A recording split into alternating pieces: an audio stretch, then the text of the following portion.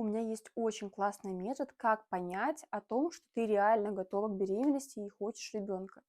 Суть этого метода заключается в том, что тебе необходимо представить, что у тебя уже есть ребенок в разных привычных для тебя ситуациях. Ну, например, вы едете с мужем куда-то отдыхать, либо же вы делаете ремонт, занимаетесь уборкой, ты едешь в гости, и представьте в этот момент, в тот самый момент, что у вас уже есть малыш. Что вы чувствуете? Он вам мешает или же нет?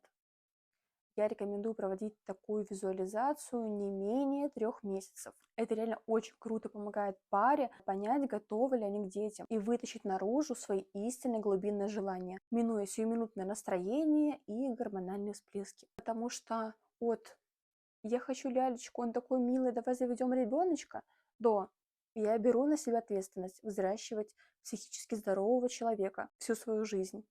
Огромная-огромная пропасть. Поэтому подходите к материнству осознанно и с любовью.